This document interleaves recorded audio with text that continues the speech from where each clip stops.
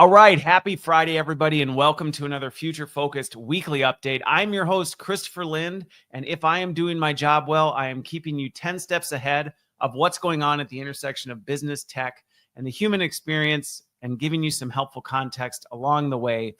Let me first start by saying thank you so much to all of you who are regular listeners, who are watchers, whatever, and have been following along. I really enjoy the engagement and the messages and just the community that's been building around this. Thanks for sticking around. And for those of you who may be new, welcome. I hope you find this helpful. If you do, I would greatly appreciate if you shared this, liked it, engaged with it. It just helps other people find it. And if you really find it valuable, you're welcome to buy me a coffee at buymeacoffee.com/Christopher Lind. Or if you or someone you know would benefit from help, I actually do this professionally. So if you are a professional looking for help understanding how to navigate these crazy times, feel free to check out my website, christopherlind.co, and you can see some of the things that I do to help people. All right, let's get into this. I've got a rundown of 3 things today and then a brief case study I'm going to share. So the first one I'm going to talk about is this viral Taco Bell AI shift that people are talking about, and what does it mean and what can we take from it. I'm going to talk about a really recent, I don't know that I'd call it a report. There was a data point that came out from a company called Apollo that's claiming rate trending of AI adoption is down, significant decline. And I'm going to unpack what that is and how to interpret that, or how I think we best interpret that. Then I'm going to talk about KPMG that is making some headlines for its 100-page AI prompt. Okay. So if you're going, what? Yes, 100-page AI prompt that they use. And I'll talk about why it's actually not funny. Well, it's not funny, but it actually helps highlight some of the future of where we're going. And then the case study is going to be a situation where I actually helped an organization use AI to stop, or actually not stop, but change course of an AI implementation. So there you go. Plenty to stick around for. If you want to, you can jump to whichever one is most relevant using the show notes below. But I'd encourage you to stick through the whole thing because this is a good one. Okay, so let's start with the Taco Bell story that is all over. And what basically the story is kind of trending right now, that Taco Bell is doubting their decision to use AI in their drive-thru. So if you have been to a lot of fast food places, one of the new hot trends is you replace your drive-thru folks with AI. And it's not replacing the drive-thru folks, it's just the orders are being taken by AI. And of course, the headline that it's focusing on is, somebody ordering 18,000 cups of water. I think it's a viral TikTok or something like that, where they order 18,000 cups of water to, talk to a human being. So as you can imagine, Taco Bell is, reconsidering whether AI is the right path, which it's at least worth reconsidering. I get that. One of the things, though, that I think isn't making headlines when you actually dig into what's going on here is the fact that Taco Bell has already done 2 million orders using AI. So they have a decent chunk of data. And if you really think about like how many successful ones, I know it's easy to focus on the viral 18,000 water cup moment. But if you really look at it, and I hope Taco Bell does this in any fast food or any chain that's using AI for some of these more robotic tasks like taking an order, would be the fact that if out of those 2 million, a handful are problematic, it may be an opportunity for you to look at how might we tweak this, but not necessarily do away with this. And that's where I don't know that the headline's necessarily appropriate, because the way it's framed is they're doubting it. They're considering moving on. And they have a good reason, or at least there's a track record for that. Let me not say good reason. There's a track record for that. AI ordering is not new. In fact, as part of getting ready for this week, I happened to watch a video about McDonald's and their history with AI ordering, which, a little backstory there, if you didn't know, back in 2021, which was before, generative AI really hit the market, McDonald's had partnered with AI or with IBM. They'd partnered with IBM to do AI order taking. And they ended up actually pulling the plug in 2024 on it because of similar things. AI was, and I saw some of the viral clips that, of course, make headlines with the McDonald's situation, which it was just doing crazy things like mixing up orders. People were getting ice cream with ketchup on it. People were having all sorts of things mixed on their burgers and stuff like that. Like, it was not, there was a consistent number of problems. And again, the PR behind it was really what was, causing issues with this.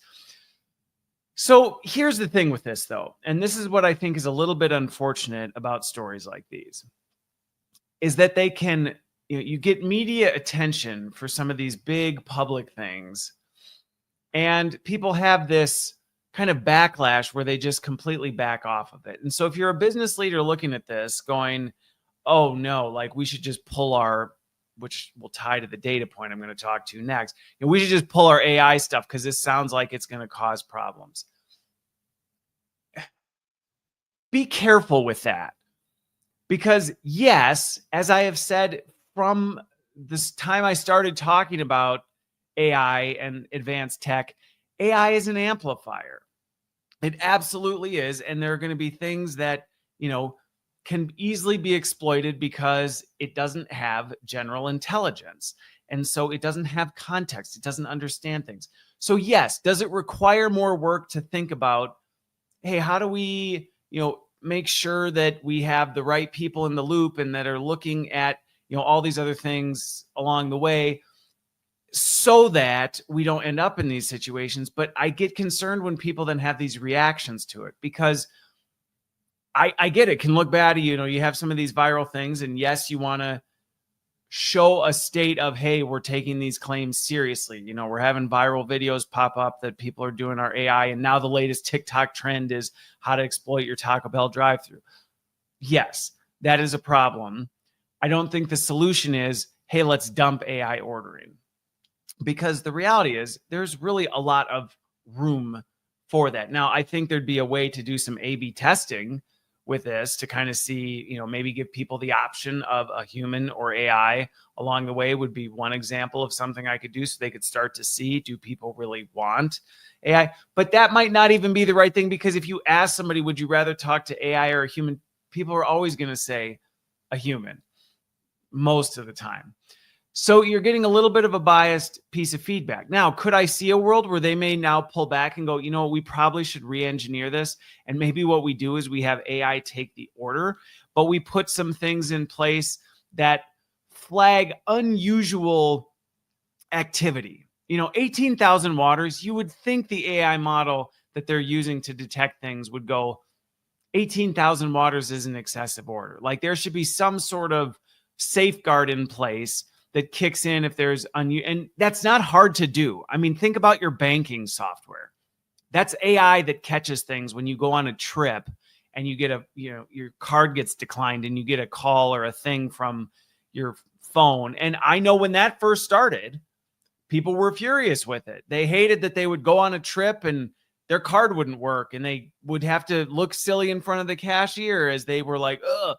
And then people got used to it, and they got used to the fact that, oh yeah, that's right, I'm on vacation out of town, I'm probably going to get a thing.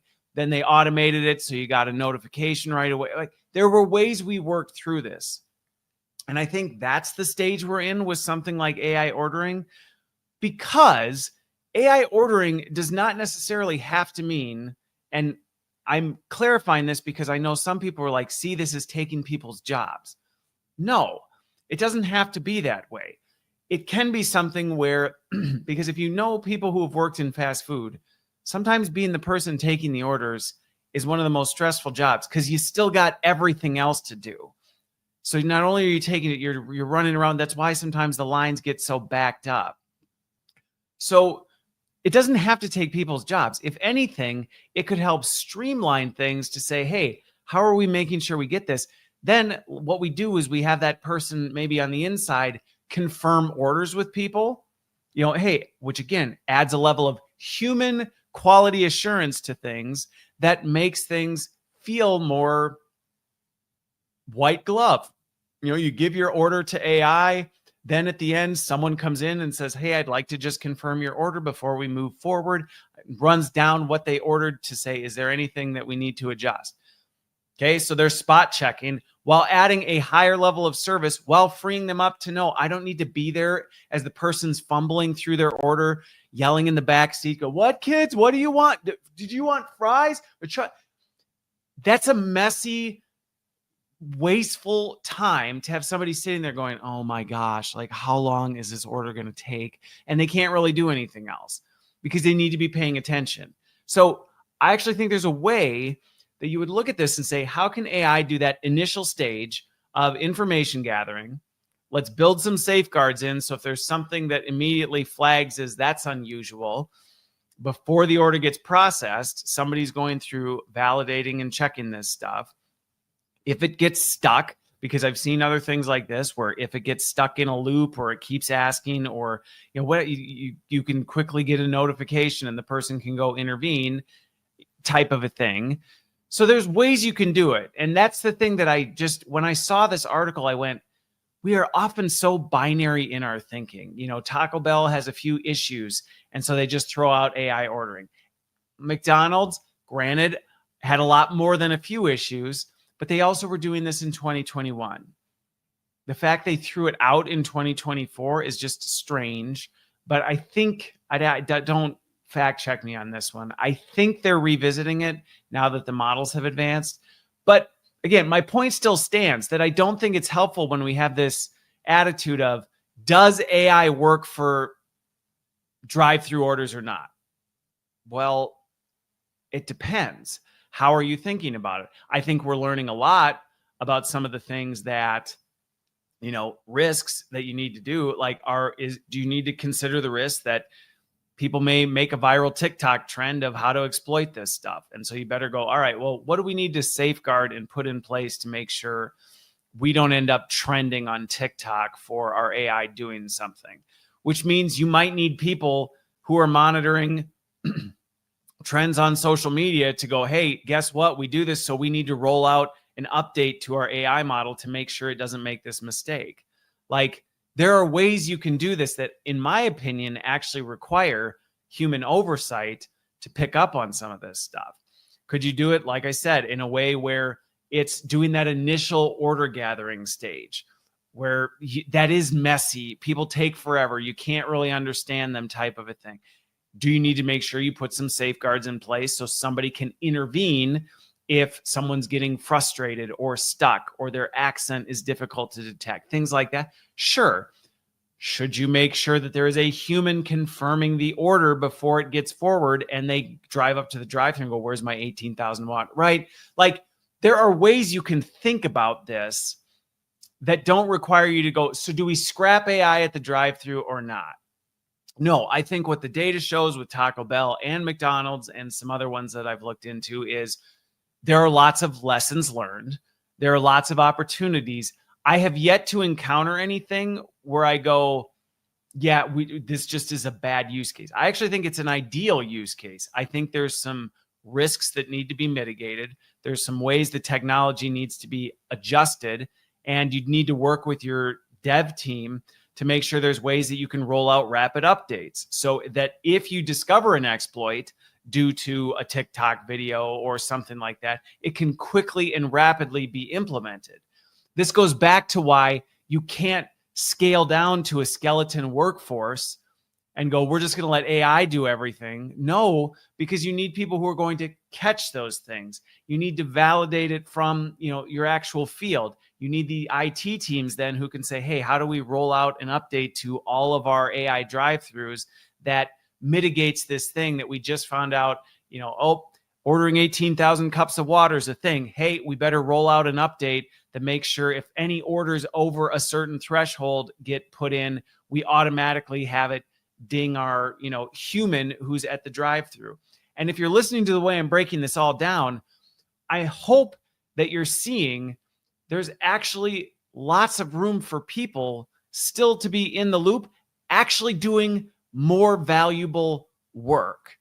because the valuable work is not sitting there as Janet is yelling at Johnny in the back to quit picking on his sister and tell him how many chicken nuggets he wants in his McDonald's Happy Meal, or, what kind of churro he wants in his Taco Bell meal. Like, that's not a good use of human time.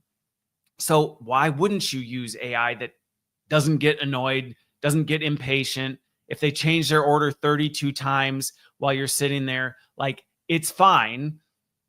Let them do that. Let them take the time. But then you can also still have some safeguards to go, if somebody's really sitting there, like, maybe I need to step in and make sure everything's okay. Like, there's ways that you can do this that actually allow the people to not only just have jobs, but in my opinion, offer a higher quality customer experience, higher quality employee experience, and actually grow the business. Because if you do this right, by improving your employee experience and your customer experience, your customers are going to enjoy your product, your business, what you're doing more, which is going to bring them back, tell their friends about it. Hey, I just had the smoothest drive-through experience ever. It was great. And I felt like a royalty because they came back and checked in with me, made sure everything was right, asked if there was anything else I needed help with. Like, wow, I did not feel rushed at all. And I felt like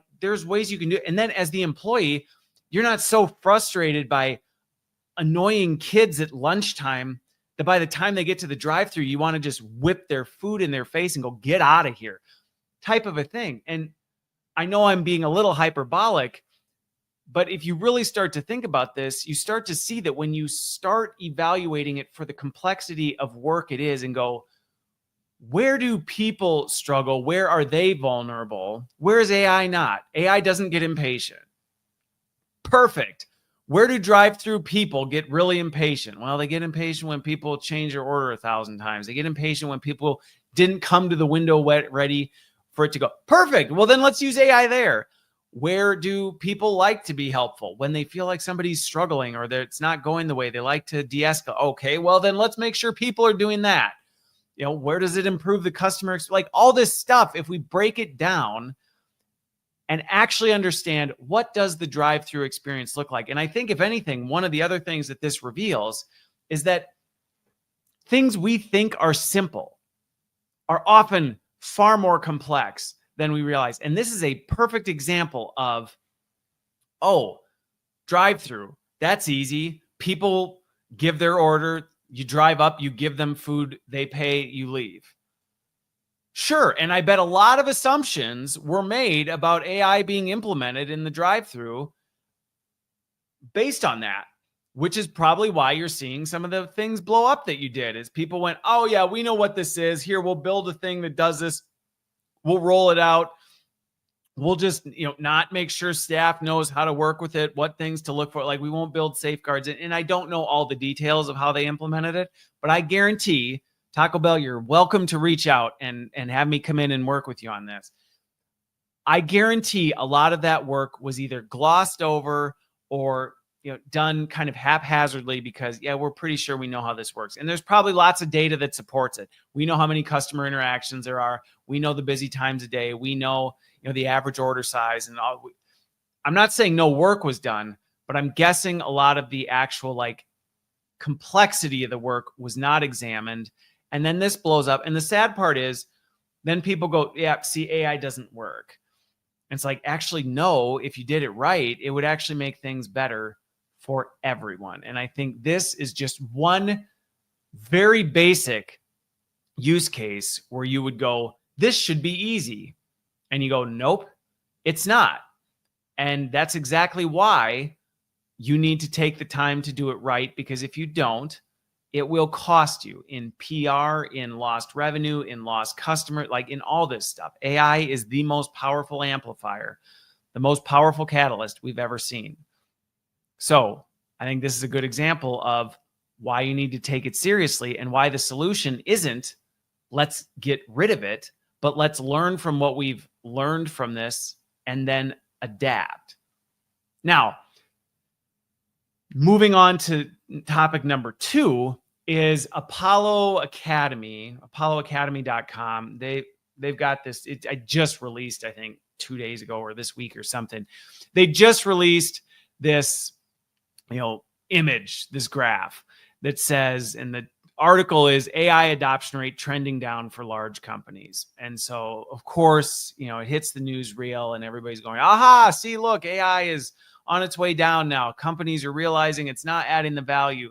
And this would then, I also would say, tie into some of the hype and hoopla out of that MIT study that only 95% of AI pilots are failing. And so logically, people are concluding, MIT found and other things are finding it's not quite as effective as they thought, which my previous example was another case where you could easily come to that conclusion.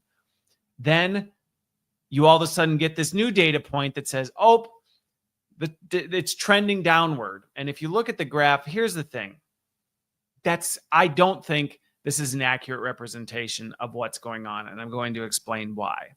But if you go look up this Apollo Academy image, you'll see there's 1, 2, 3, 4, 5, 6, I think, or 7 lines that back in November of 2023, there's kind of a little bit of a hype, and then it goes, and then there's some steady growth. And then about June, July of this year, actually July, it starts to trend down, at least for companies over 250.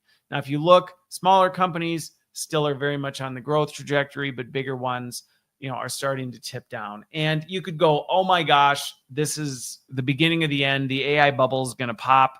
And I'm like, no, it's not. It's not. First of all, I made a comic about this that I'm not sure if I'll post this week. I'll probably post it next week. Anyway, but one of the things that I'm already seeing happen regularly is we're now in the AI fishbowl, and most people don't even realize how much they've adopted AI. It's become the oxygen they're breathing. They're not thinking about the fact they're breathing it. And there was a conversation I was in this past week where someone had said, yeah, adoption's down and I don't use AI as much as I used to. And I actually dug into it a little bit, and they had this realization moment of, oh yeah, I guess I just use it now. This tool so much is just part of everything I do. I don't think about it as AI anymore. I just think about it as one of my workplace productivity tools. That's like if you were to do a survey on Microsoft Office products. There probably was a time where it was Microsoft Office is coming down, adoption is going down. And it's no, it's not. It's just now so normal to use the tools that people don't think about it. Now, the other thing is it's coming from the US Census Bureau, which is a bit of a unique place for a question like this to be coming from. Also, I tried to dig into what questions are you asking people? And I couldn't find that data anywhere.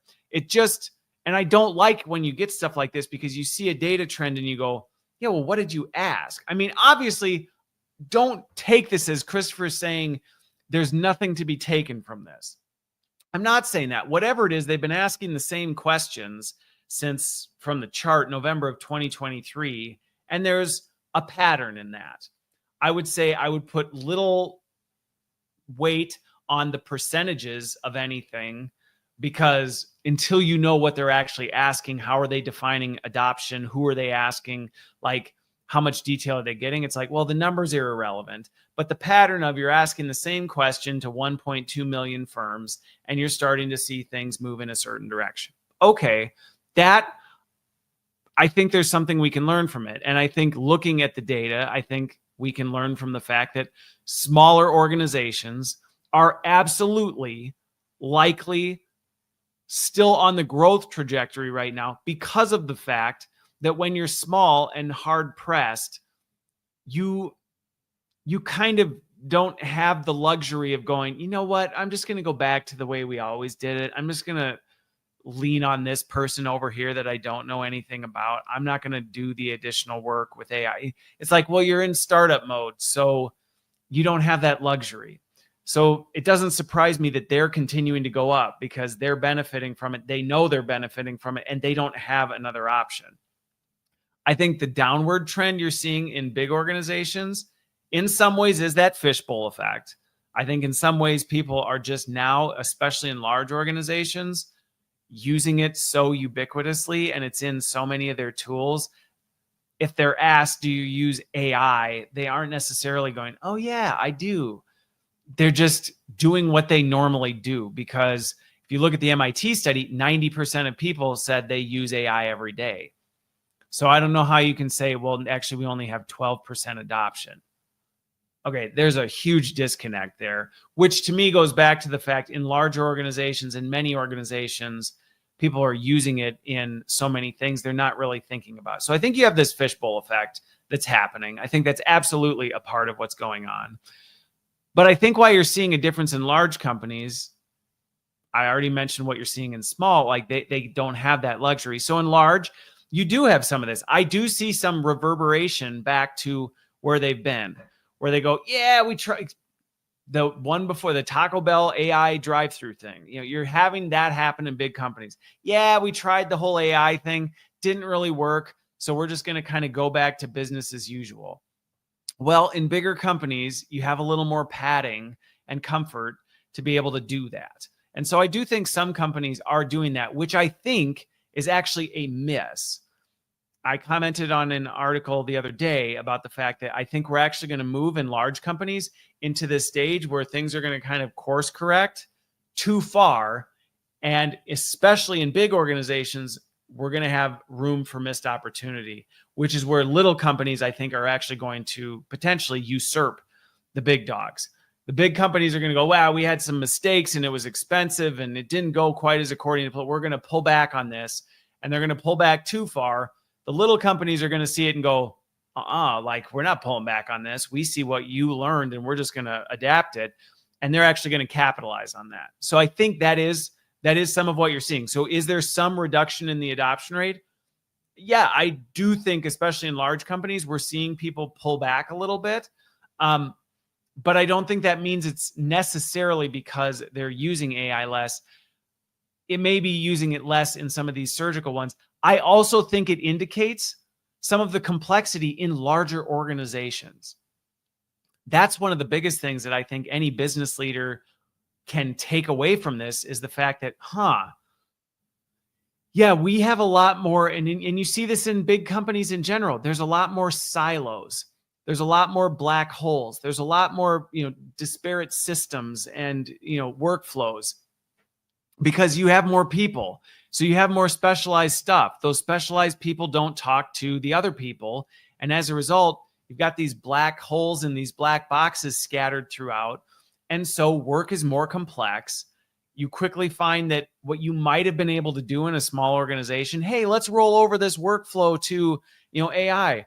Oh, you can't do that because that's actually 3 different departments with 3 different VPs who all have different personalities and different agendas and are trying to protect their own. And so now you're trying to streamline this workflow, and you got 2 who agree on this and 1 who wants to do this. And 6 months later, they're still arguing about who's actually the decision maker and who's going to pay for it. And you're like, oh my gosh. And so I do think in larger companies, you're seeing some of this pullback of, this wasn't quite the magic bullet we were sold.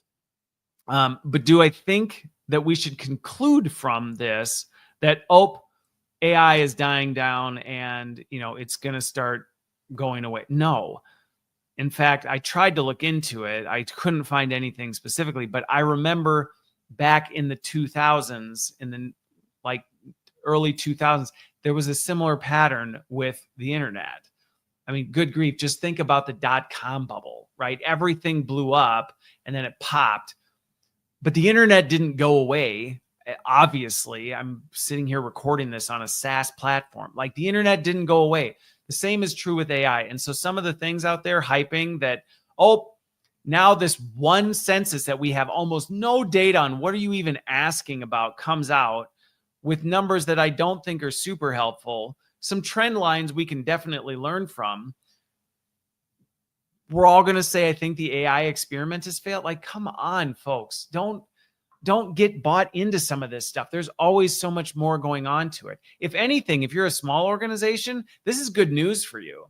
This is an opportunity for you to catch up to some of the big dogs who maybe you felt like, man, they've had the money to buy all these new tools. They've been throwing them at their people. I feel like they're just so much further ahead. Well, guess what? It sounds like they're pulling back a bit. Learn from their mistakes, leapfrog them, and take them over. I mean, I'm telling you, I've seen this trend line plenty of times before. Big companies are going to slow down in their risk aversion and, things like that, and some legitimate reasons why they have to slow down because they're making some big mistakes. But use it as an opportunity to leapfrog them. And in any case, once again, if you're trying to figure this stuff out and going, this clearly is a problem, I need to take this seriously, reach out to someone like myself. You don't have to reach out to me, but this is what I do. And I do it for a reason, because there is so much opportunity for things to get better. And there's so much stuff coming out all over the place. And it is high risk. It is high risk what you're doing. And I get some people will respond by going, well, then I'm just going to avoid it. I actually think that's the wrong play to make, at least without fully having explored what you're doing. And so that would be my advice on this one, is don't take this as, I think AI is dying. Well, no, it's not. Even its own trend graph doesn't say that. But use this as an opportunity to go, you know what? This is actually a good indication. Now's the perfect time to be leaning in at this, because I may be able to take advantage of missed opportunities other companies aren't going to see, or I might be able to avoid mistakes that other people now have already charted because they've done some of the early adoption work. Now I can come in and I can do it on a safer scale because I've got some data to operate off of. So there's my take on that one, and what way I think we're going to continue to see moving forward. Now, third, let's talk about this KPMG thing. If you didn't see this, KPMG was all over the place because, and I mean, the headline sells it right there. They're giant 100-page AI prompt type of a thing. It's a 25-page document. And at first, some of the things I was seeing, I'm like, really? You're making fun of this? People were making fun of the fact, they're like, they're getting rid of all their consultants, and then they're stuffing people in a room to write a 100-page document that's going to replace their jobs. And I'm like, that is not what is happening here. KPMG, kudos to you for what you're doing, because I actually think what you're doing right here is an example of what good looks like. I actually think this is a really good example of what good looks like. So for those of you who may be laughing at 100-page prompt, as people create their job replacement and, waste their time writing AI prompts, I'm like, this is where things are going. This is actually a smart move. And no, this doesn't mean everybody's job is going to be writing 100-page AI prompts. But to give some context to this, essentially what happened was they said, look, we have this really bulky tax thing that we do with all of our clients. Takes us forever. And a lot of it is just literally going through, pulling together data, pulling through all this other stuff, trying to sort through all the noise, which, as you can imagine, I don't know about anybody else, but tax time is not exactly, I'm not somebody who has everything neatly sitting in one spot with little pull tabs along things. You start scaling that to the size of an organization, it's messy. And so KPMG said, look, we have people spending lots and lots and lots of time doing the same thing to try and get this stuff together. Let's pull together some of the brightest people who know this stuff inside and out. And let's actually lay this out. People were laughing at a 100-page prompt. This is process mapping. This is what they're doing. They're just process mapping it in a way that AI understands. They're just writing it in a new language. We've done this before. Hey, we need to know what our process is. Oh, okay. Well, let's get in a room and let's pull this all together. Now they just said, let's do that through the lens of how would we explain this to AI so that AI can do some of this work for us? Because for us in the workflow, we know we need to do this. Then we spend countless weeks, months running around, gathering all this stuff, figuring out what we have, what we don't have. A lot of it, just like the drive-through, is wasted time. We're sitting here waiting on Johnny to figure out what kind of sauce he wants on his chicken nuggets. And we're like, oh my gosh, same thing with this. We know we need to do this. So we send the stuff out and we get back 300 reports and only 80 of them are actually relevant. And so we need to figure out which ones are and which ones aren't. And so we just literally sort pages. Well, okay, figure out how to map that, describe it to AI, tell it what it is you are trying to accomplish, what you're doing, how to analyze that stuff. And then let's let AI do that initial work with the oversight of something. So the fact KPMG took the time to say, let's pull everybody together and map this out, that's really smart. That's why I'm looking at the articles and the comments that are like, this is stupid. Like, what a waste of everybody's time. What a waste of everybody's time. This is the very thing you should be doing. They're doing this right. They are process mapping with AI in mind. Now, you may say, well, yeah, but then they're just going to have a 100-page prompt that they just run, and then AI is going to do all the work for them. No, they're not. And if you actually look into it, they even know that. Because as much as you might say, and KPMG, the folks who are building this know this, and you can see it when you actually dig into stuff, they know that just because they follow the same process doesn't mean it goes the same at every organization. They just know we go through this process. There are things we uncover along the way that then tell us this and that. And at each of those steps, based on what we discover, we might make the same moves, but we need to know when that happens so we can discern and decide which moves are the right moves. And so what they're doing is they're actually laying this out going, here's what we do. Here are the key points. Here is, where we have stop gaps. That's why it's 100 pages. And that's the thing that I think is a little misleading, is that it almost seems to indicate they're doing like a one-shot prompt. They're saying, okay, here, let's just dump a bunch of information. Let's feed this one prompt in. And maybe I couldn't quite get a sense of it. It might be the initial prompt is 100 pages. It might be. If that's the case, I would be interested to see the results they get. My personal experience with these big Gen AI models is when you try and ask it to do too much all at once, it doesn't do very well. If this is now 100 pages broken into steps where they have checkpoints along the way, I think they're going to get better results than if they just dump all the data in and then feed it a 100-page prompt and wait till it spits out the other end. Personal opinion, but I couldn't get detail on this. But what was clear from this is they literally talk about the fact that they now just still have people that they plan on working alongside this. Yes, they spent months on the front end, a big team of people. Again, kudos KPMG for recognizing we go slow to go fast. We took the time to map this thing out, optimize it for AI, think through every possibility and all this stuff. Most people go, we don't got time for that. Like, well, let's just get to it. Let's throw Gen AI on our next project and move forward. No, they said, let's do it right on the first front so that we can make sure it's actually helping us, that we got the best people with the best minds, the best experience thinking about these things so that we can then move it forward. And if you look at some of the comments, their goal in this is not to eliminate people. Now, I would challenge that a little bit in that I do think big consulting, well, one, a lot of them are eliminating jobs, but two, if you've ever worked with a big consulting company, you've seen the waste. You've seen with like 10 people showing up to a meeting, you're like, why are you all here? Like, what's going on with all this? So there's some room for optimization, but you can see their goal is they want their people not doing the boring stuff. They want their people out there. Their exact quote is, we want them out there helping clients with chewy problems.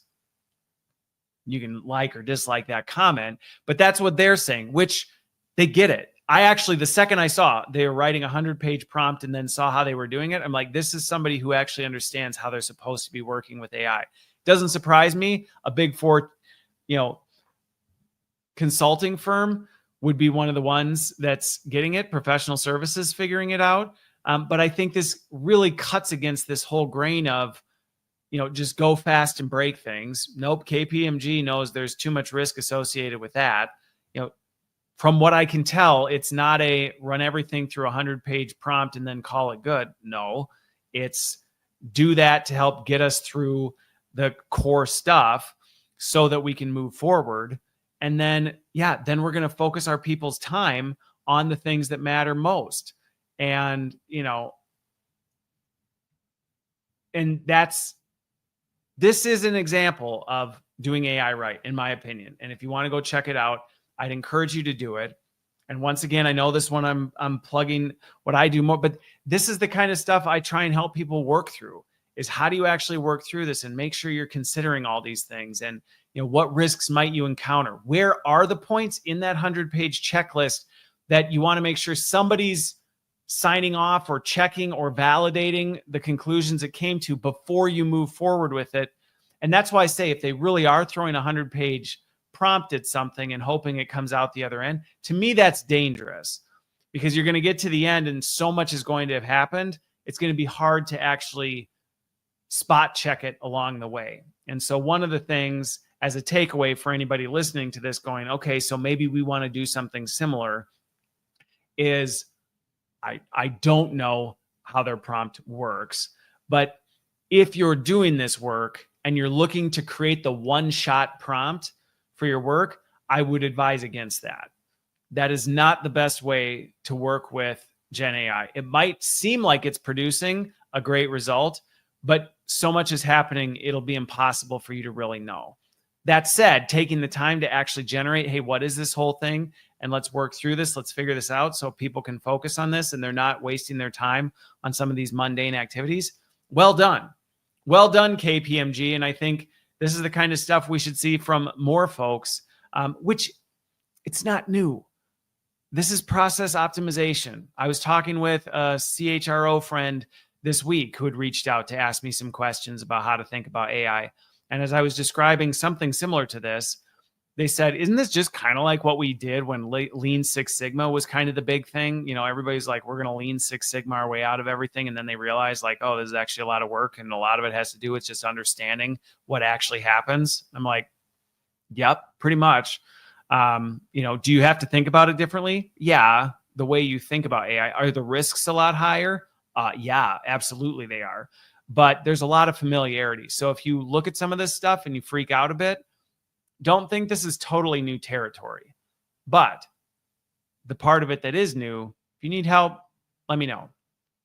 Okay, so last one, real quick, to focus on a positive case study. So I'll share a little bit about an organization that I was engaged with, or they engaged me because they were in the process of preparing to roll out some AI coaching. Okay, that in the HR space, that's often seen as like, yeah, we should do that. AI is great for coaching. We should roll out AI coaching. And so because it's a pop trend, a lot of people just assume AI coaching will inherently be a positive thing because, I don't know, someone somewhere put it on an approved list of AI initiatives, and suddenly everybody thinks that's what success looks like. So this was somebody who thought the same thing, but they needed a little help identifying tools and thinking through things. And as we got into it, one of my warnings was, just be careful. Have you considered the fact that your AI coaching may result in increased attrition of your top talent and even some of your mid talent as the coaching improves them? And the room went silent a little bit as everybody went, well, wait a minute. What do you mean? Why would AI coaching send people out? And I asked about their engagement data. I said, well, do you know what the overall health and culture of your organization is? Do you know what your opportunities are? Because if there's consistent gaps in your culture and organization, you implement AI coaching that helps people see things more clearly, helps them, be more effective, have more confidence in their ability. If you got major cultural stopgaps and there's like nothing they can do about it, you're just going to create a bunch of people who are talented, capable, and able to leave, and they will. And it caused a little bit of a panic moment because they hadn't really been paying attention to any of their engagement survey results. And so now there was a little bit of panic because it's like, well, now how do we figure that out? Like, how do we mitigate and prevent ourselves from implementing an AI tool that increases attrition in our top talent? And so my solution was, well, we should use AI to help us come up with that. Like, let's work together using AI to rapidly analyze a lot of this stuff and do some analysis on what we find. What are some of the biggest things? And now that we know this is a gap we want to mitigate, we can be specific in asking for AI's help to identify patterns and trends that are high risk. And so we were able to take all their historical engagement data, pull it together, and use AI to analyze it, and actually develop a plan of what are some of the biggest areas of opportunities that we have that we want to proactively get in front of, that we think are going to be the highest risk. Now, was AI doing the work for us? No, not necessarily. But was it helping us augment this because we had a specific problem set we were trying to address? Did it help us identify where in the system? Because we did another AI tool that actually analyzed different system indicators that we could use to measure some of this stuff to try and get lead indicators before people left or before it shows up in an engagement survey. Because unfortunately, by the time it shows up in an engagement survey, that's already where people are at. You want to start to try and trigger and find what are the indicators of this stuff before it happens, so that as you start rolling out AI coaching, as you start looking at some of these things, you can be watching for this stuff to go, hey, are we seeing some of these lead indicators that might lead us to believe people are growing, developing, and maybe on their way out? And so we were actually able to do that collaboratively and in parallel. We still move forward with the AI coaching plan, but we changed the approach and we actually tied it. So rather than just saying we're rolling out AI coaching, we actually tied it to some of the things that we were able to pull from this data that had largely sat on a dusty shelf. Because if you've ever been in an organization, the unfortunate part is usually after an engagement survey, senior leaders get it. They take a quick look at it. They see if there's anything big that they can pull from it. They roll it out. They pass it down. Leaders all kind of do the same thing. And then it just, boop, goes on a shelf. There's usually not a lot of trend analysis on it. There's not a lot of, detailed digging into it and insights. And sometimes it's because people aren't really sure what they're trying to accomplish. In this case, we were able to say, well, we know what we're trying to accomplish. We're planning on investing heavily in the development of our talent. And what we don't want to do is develop them to the point where our best ones decide to go. So how do we mitigate that? And what can we learn from this? And so not only did we have it analyze the engagement results, but we had it scour some of the different systems to try and find indicators that might tell us, hey, where might there be some real problems. It also gave us a series of use cases that we were able to focus as the AI coaching app was rolling out. We knew which use cases were the ones that would be most helpful for people. So rather than just telling everybody, hey, you have access to an AI coach, which sounds cool, but most people don't know what to do with it. And so they don't do anything with it. We were able to say, based on these things, we know these are the biggest areas that many of you are struggling with, or areas that you're trying to work on. We know as an organization that we're trying to do work on these because we recognize it's a gap in our culture and we want to close it. We need your help. And we want this AI coaching app to help you help us actually improve these areas. So in a way, it's funny because they were planning on doing an AI initiative. We actually ended up using AI to help us not eliminate the AI initiative, but augment and tweak what we were doing with it. And we actually netted a much better result. And we were able to actually measure success of not only the AI coaching implementation, but of the organization's health as well. Because this whole analysis we did on the front end with AI actually helped us identify a scorecard that helped us better measure what is the overall organizational health of our people? Like, how are they actually doing? So we're not waiting a year or 2 years for an engagement survey to come in and retroactively give us information about where people are.